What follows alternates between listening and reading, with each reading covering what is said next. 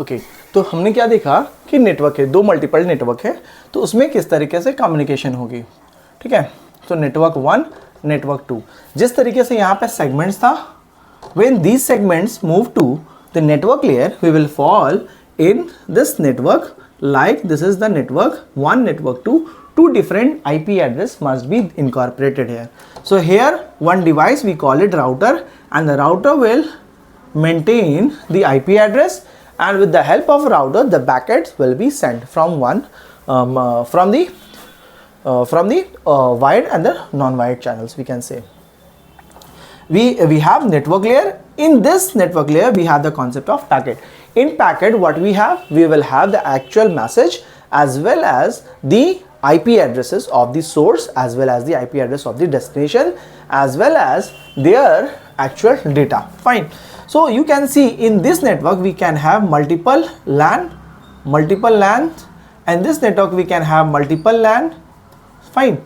So those LAN is local area network which consists of multiple devices. So which device is supposed to receive the data, that is the part of data link layer that will give the device address. Okay, so in this network we have the concept of router. Router is the networking device which is responsible to assign the IP addresses. Assign the IP addresses means what? If the sender wants to send the data along with the IP address, then the router will search the nearby router. Okay, nearby router, and it will check the IP address which is supposed to receive the packet. It is same or not, it will detect. Once the IP address generated to whom the packet need to be received, it will send the packet to that routers. So it will find, router is responsible to maintain the IP addresses as well as to find out the optimal path, which is the shortest path. Fine, it will find out the shortest path. Like this is the source, this is the source, we can say the data need to be sent this way. So this is another path, this is another path. Fine. So data, this is the source, this is the destination. Data can be sent via this path or via this path. This could be possible. 3 different paths has been generated. So router will decide based on various algorithms which is the optimal path and the shortest path. Okay. So the path determination is done by the router. Fine. So network, in this network layer we use packet switching techniques, not circuit switching. Packet switching technique means what? First establish the connection, then it will send the data. That is the concept of transport layer. So packet switching, all the packet switching based communication is happen using router. Okay, not the circuit switching. So packet switching means what? Whatever the packet, there is a one segment sent, and those segments will be divided into multiple packets. Can you see packet 1, packet 2? So these packet will be sent via router. So packet 1 will be sent. Once the packet lost, it will be detected. Next, in the next layer we have the data link layer. Fine. So packet rearrangement is done. Rearrangement or reassemble of the packet is also done in the network layer. Fine. So whatever the packet we are receiving, it will do in the both end. If the packets are moving towards the transport layer, it will reassemble those packets. If the packets are moving to the data link layer, it will convert those packets into their frames. Fine. So once these packets receive to the data link layer, where is the local area network, LAN. Multiple LAN can be there in the data link layer. Once we identify the network, we need to reach to the device address, and the device are locally find in which layer? Data link layer. तो data link layer में बहुत सारे LAN हैं, local area network है, जिनकी मदद से हम उस डिवाइस तक पहुंच सकते हैं जिस डिवाइस को मैसेज या मेल या फाइल सेंड करना है। तो यहाँ पे देखा हमने कि नेटवर्क एड्रेस में आईपी एड्रेस जनरेट किया, जो कि दो तरह का आईपी एड्रेस है, IPv4, IPv6, 2 types of IP address. Multiple routing algorithm is also present in network. Okay, so many types of concepts are there in the network addresses or network layers. Once those packet reach to the data link layer, वो packet क्या होगा? Converted हो जाए, that packet will be converted into frames. Fine. So frames में ये convert कर गया. So framing is also a part of data link layer, framing concept. तो data link layer में again we can repeat the same process of checking the error or maintaining the flow control as well as media access control. So in data link layer में क्या हो रहा है? वो packet जो ऊपर से आ रहा है टॉप से बॉटम की तरफ, तो डेटा लिंक लेयर में हमारे पास एक एड्रेस है जो कि मैक एड्रेस है, हर एक डिवाइस का सेपरेट एड्रेस जिसको कहते हैं 48 bits Okay, so 48 bits MAC address is present in the data link layer. Multiple devices are there and each device is uniquely identified with its MAC address, and the MAC address is reside in network interface card NIC. So हर एक machines का NIC होता है और उस NIC में 48 bits का network Mac addresses होती। तो जिस तरीके से हम नेटवर्क के अंदर एंटर किए हैं, वंस द नेटवर्क आइडेंटिफाई, अब नेटवर्क के अंदर में बहुत सारे लैन हैं। आप एक एग्जांपल लो कि आपकी यूनिवर्सिटी से किसी बैंक को कम्युनिकेट किया जा रहा है, या फिर एक यूनिवर्सिटी जो कि कलकत्ता में है वो दूसरी यूनिवर्सिटी जो कि बॉम्बे में है वहाँ उसको कम्युनिकेट करना चाहती है। तो क्या होगा कि आपकी यूनिवर्सिटी में बहुत सारे लैंड्स है, बहुत सारे ऑफिसेज है, बिल्डिंग्स है, तो वो क्या करेंगे, अपनी आईपी एड्रेस को यूज करके रिसीवर तक अपनी मेल्स को, डॉक्यूमेंट्स को सेंड करेंगे। तो जैसे राउटर डिटेक्ट करेगा रिसीवर एंड में कि this packet is for me, और the sender router will identify this packet need to send, it will communicate via router. बहुत सारे राउटर्स है जो आपस में कम्युनिकेट करते हैं, आईपी एड्रेसेस चेक करते हैं। उसी तरीके से मैसेज सेंड किया जाएगा उस यूनिवर्सिटी में जो बॉम्बे में है, उसके आईपी एड्रेस को आइडेंटिफाई करने के बाद उसके नेटवर्क में इंटर करने के बाद it will identify which machine need to receive the message और which port address we have the port। आप अगर WhatsApp से मेल कर रहे हो या फिर मेल कर रहे हो किसी भी Gmail से, आउटलुक से, तो वो सबसे पहले डिवाइस पे पहुंचेगा। डिवाइस पे पहुंचने के बाद मैक एड्रेस जनरेट के बाद किसी एक मशीन को डेटा सेंड करना है। उस मशीन में पहुंचने के बाद वो डेटा को चेक करेगा, ये डेटा करप्टेड है कि नहीं है। तो वो काम यहाँ डेटा लिंक लेयर में हो रहा है, data identification, error identification and corrections. Flow control, flow means क्या है कि आप जिस मशीन से सेंड कर रहे हो मैसेज, वो मशीन का स्पीड काफ़ी ज़्यादा है लेकिन रिसीवर का मशीन का काफ़ी स्पीड कम है। तो ये जो स्पीड को मेंटेन करने, जिसको बोलते हैं flow control. Flow control mechanism में बहुत सारे मैकेनिज्म है, sliding window, stop RQ, will discuss in the latest session. Okay, तो उस तरीके से चेक करेंगे कि जो मैसेज, जो फाइल आपने सेंड किया है, ये करप्टेड तो नहीं है, ये सिमिलर है तो सेम है, तो इसके लिए मैकेनिज्म अप्लाई करें। तो वो मैकेनिज्म भी डेटा लिंक लेयर में होता है। Data link layer is responsible for local area network as well as for identifying the MAC addresses. हर एक डिवाइस का अलग अलग मैक एड्रेस है जो डेटा लिंक लेयर से मिलती है। उसके बाद डेटा लिंक लेयर में सबसे इंपॉर्टेंट डिवाइस है जो मेंटेन करती है मैक एड्रेसेस। जैसे ही आपका फाइल उस यूनिवर्सिटी जो बॉम्बे में है उस यूनिवर्सिटी में पहुंचता है तो वो चेक करता है मशीन को, किस मशीन को मिलेगा, किस लैन में मिलेगा। जैसे ही मशीन एक्सेप्ट करती है वो डेटा, तो इट विल चेक कि किस मशीन को मिलना है। सबसे पहले वो मशीन पे नहीं जाएगा, router communicate will switch to that campus which is in Bombay. तो राउटर, वहां के राउटर अपने स्विचेस को डेटा को, पैकेट्स को सेंड करेगी फ्रेम के माध्यम से। अब वो जो है वो आइडेंटिफाई करेगा कि किस मशीन को डेटा मिलना है।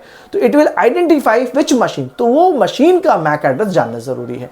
तो मशीन के मैक एड्रेस को जानने के लिए we have the important protocol that we call it reverse resolution, RARP, reverse address resolution protocol. तो इस प्रोटोकॉल की मदद से हम पता करते हैं कि किस we have the concept of ARP, not RARP. RARP is the form of data link layer. ARP is the concept of network layer. So ARP is found in network layer, RARP is found in data link layer. तो data link layer में पहुंचने के बाद आपको क्या पता है, आपको IP एड्रेस पता है, आप data link layer में जा करके MAC एड्रेस पता करना चाहते हो, तो RARP जो कि प्रोटोकॉल वर्क करता है इस लेयर में। तो MAC एड्रेस जैसे ही पता चल गया आप उस मशीन तक पहुंच सकते हो, उस मशीन में डेटा सेंड किया जाएगा। अब वो मशीन में जब डेटा सेंड किया जा रहा है तो वो जो है वो यूज कर रहे हैं, बहुत सारे वायर्स हैं, ठीक है, वो मशीन कैसे आपस में कनेक्टेड है। तो स्विचेस क्या है, switches will identify which MAC address, it maintain the MAC table. जिस तरीके से आईपी टेबल को मेंटेन करती है राउटर, उसी तरीके से स्विचेस एक ऐसा नेटवर्किंग डिवाइस है विच मेंटेन दी मैक एड्रेसेस। बहुत सारी मशीन्स का मैक एड्रेस जो रिकॉर्डेड रहती है स्विचेस में। स्विचेस आइडेंटिफाई करेगा कौन सा मैक एड्रेस को, कौन सा मैक एड्रेस वाली डिवाइस को मैसेज सेंड करनी है। तो it will identify data link layer में, एरर भी चेक हो गया, सब कुछ हो गया। उसके बाद ये फ्रेम जो है वो फ्लो करेगा फिजिकल लेयर में। ये जो कॉन्सेप्ट है फिजिकल लेयर में, ये फ्रेम क्या हो जाएगा, frame will be turn into bits. तो बहुत सारे बिट्स में ये कन्वर्ट कर दिया जाएगा, बहुत सारे 1000110, ये एक तरह का बिट स्ट्रीम बन जाएगा। तो physical layer is responsible of hardware, hardware device के लिए रिस्पॉन्सिबल है कि जितना भी हार्डवेयर है, जैसे कि वायर है, नॉन वायर्ड है, ये सारी रिस्पॉन्सिबल है फिजिकल लेयर में। फाइन, तो फिजिकल लेयर में हम समझेंगे कि कितने तरह का केबल्स होती है, coaxial cable, twisted cable, and fibre optics, ये सारे डिफरेंट टाइप्स के केबल हैं जो कि हम फिजिकल लेयर में यूज करते हैं। तो जैसे आप देखोगे ये डिजिटल बिट्स है, these are called digital bits. तो ये बिट्स को हम किसी वायर के थ्रू ट्रांसफर करना चाह रहे हैं, तो we need to transmit this digital bit stream via wired and we must use modem. तो मॉडेम का कॉन्सेप्ट यहाँ पे आता है। तो modem is used in the physical layer. तो फिजिकल लेयर में मॉडेम आ गया, यहाँ पे वायर के थ्रू आपने सेंड कर दिया, ठीक है। फाइबर ऑप्टिक्स भी हो सकता है, ट्विस्टेड पेयर भी हो सकता है, या फिर कोएक्सियल केबल, किसी भी वायर के थ्रू। लेकिन जो ये डिजिटल बिट्स है उसको हम एनालॉग में कन्वर्ट करते हैं, जिसको हम कहते हैं electromagnetic signals. Electromagnetic signals, electromagnetic signals. So electromagnetic signals are transmitting over the wire, ठीक है। तो ये जो बिट स्ट्रीम है digital into analogue, so we required modem to convert this digital into analog into, so this one is become analog right now। ये analog फिर से जब वो रिसीवर एंड में पहुंचता है, वो बॉटम मोस्ट जिसको हम फर्स्ट लेयर ट्रीट करते हैं रिसीवर एंड में, जिसको फिजिकल लेयर कहते हैं, वो analogue signal again converted into digital signal, digital bits that we call it 101001। तो ये जो सिग्नल है इलेक्ट्रोमैग्नेटिक सिग्नल्स, ये फिर से कन्वर्ट हो जाती है 1001 बिट स्ट्रीम में। इसी तरीके से ये फिर से मूव करेगा, ये जो बिट्स है अपर लेयर में, डिटेलिंग लेयर में, वो बिट स्ट्रीम कन्वर्ट हो जाएगा फ्रेम्स में। फिर वो फ्रेम चेक करेगा error detection corrections, again it will move to the upper layer, network layer identify करेगा। उसी तरीके से आप ट्रांसपोर्ट लेयर में मूव करें। Transport layer means process to process, जिस एप्लीकेशन के थ्रू मैसेज सेंड हुआ है, आप जिस मैसेज को रिसीव करना चाहते हैं जिस एप्लीकेशन के थ्रू, वो एप्लीकेशन यहाँ पे एंड टू एंड पैकेट जिसको कहते हैं delivery of packets that done. So data is processed in the form of segments in transport layer, और जिसको कहते हैं process to process delivery of message. तो फिर से वो सेशन यहाँ पे एक्टिव है, तो ये मैसेज सेंड होगा, प्रेजेंटेशन चेक किया जाएगा, formatting, and the same things will be followed how we have send the data from the sender end, that will be same things followed at the receiver end, but in the reverse order. How we are following from the bottom to top. So this are the entire concept of OSI model, open system interconnection model. तो यहाँ पे और एक device के बारे में जानेंगे, repeater. यहाँ पे जिस तरीके से आप वायर यूज कर रहे हैं, काफी डिस्टेंस है, तो sometimes what will happen, the signal goes down.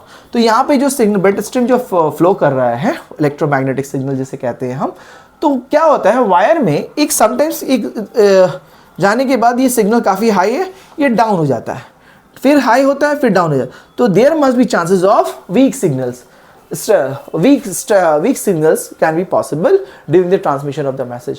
तो इसमें क्या होता है कि डेटा को आप रीजनरेट करते हैं, सिग्नल को आप रीजनरेट करते हैं, तो उसके लिए एक डिवाइस यूज होता है जिसे हम कहते हैं repeater.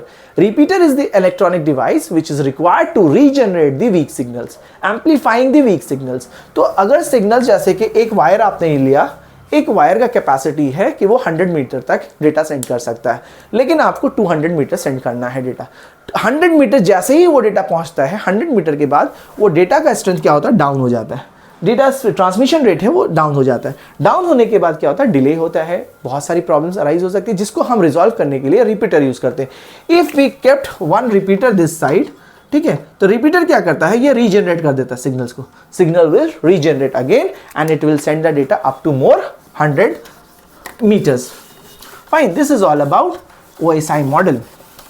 What we have discussed so far, how the data is sent from the sender end and how the data is received at the receiver end. So in this all discussions we have understood OSI model is consist of 7 layer, and the topmost layer is the application layer, which is nothing but the services which we receive, which we interact with the system. Whatever the services we are following, multiple application is there in the system, so those applications are required to communicate over the network. So इसमें बहुत सारी protocols हमने discuss किया, FTP, HTTP, telnet, DNS और बहुत सारी protocol, SNMTP, और we have done POP3, so many protocols we have seen जो कि नेटवर्क सर्विसेज को यूज करने में काम आती है। इसके हम डेस्कटॉप लेयर भी कहते हैं। एप्लीकेशन से टॉप टू बॉटम रीच करती है सेंडर साइड में। जैसे वो फिजिकल लेयर में पहुंचती है, हम देखते हैं मॉडेम है वहां पे, और डेटा बिट स्ट्रीम जो है वो सिग्नल के थ्रू, वायर के थ्रू वो सिग्नल के फॉर्म में ट्रांसमिट करती है। फिजिकल लेयर से जैसे ही वायर के थ्रू वो फॉर्म करती है, फिर से वो वही अप्रोच फॉलो करती है, 7 layers but in different order from bottom to top at this receiver end. इसी तरीके से आपका डेटा फ्लो होता है एक मशीन के थ्रू दूसरे मशीन तक, और इस वर्ल्ड में जितनी भी कम्युनिकेशन हो रही है through out the world, so this is the mechanism which is followed, जो कि OSI मॉडल आपको एक ब्रीफ करता है, टेक्निकल स्ट्रैटेजी और फ्रेमवर्क जिसको कह सकते हैं, एक टेम्पलेट देता है कि कैसे सिस्टम्स किस तरीके से आपस में कम्युनिकेट कर सकते हैं। इसी OSI मॉडल का फ्रेमवर्क को यूज करके हम TCP/IP मॉडल जनरेट करते हैं, जहां पे इन डेप्थ स्टैंडर्डाइजेशंस प्रोटोकॉल्स को मेंटेन किया जाता है कोडिंग की मदद से, और कोडिंग के थ्रू से हम सिस्टम्स को आपस में कम्युनिकेट करते हैं।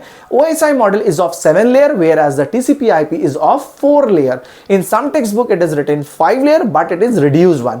ओके, तो ये हम देखेंगे कि हमारा जो नेटवर्क है, जो इंटरनेट हम यूज कर रहे हैं www. जो भी इंटरनेट, ये इंटरनेट कौन सी मॉडल यूज करती है? ये इंटरनेट TCP/IP मॉडल यूज करती है। तो TCP/IP is the model which is use right now in the internet. But TCP/IP के पहले जब ARPANET था हमारे पास, उस वक्त एक अलग मॉडल था जिसमें कोई भी इस तरह का राउटर का कॉन्सेप्ट नहीं था, ना ही TCP का कॉन्सेप्ट था। There was existing one important model that we called NCP, network control protocol.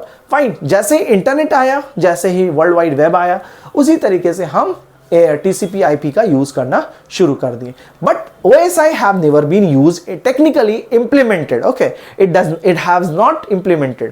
तो ये एक टेक्निकल इंप्लीमेंटेड मॉडल नहीं है, ये एक फ्रेमवर्क है OSI, जो कि आपको आइडिया देता है कि सिस्टम किस तरीके से आपस में कम्युनिकेट करते हैं। That's all about the concept of OSI model in today's sessions. I hope all of you have understood the concept, and those who are pursuing their BTech, BCA, MCA, so this video is very much important to all of you, so must watch this session till the end. Those who have not subscribed my channel, please like, share and subscribe this channel for more informative video related to your course. Okay, if you have any query, you can drop your comments in the comment box. I'll let you know, I'll clear up your doubts. So we'll see you in the next session. Thank you.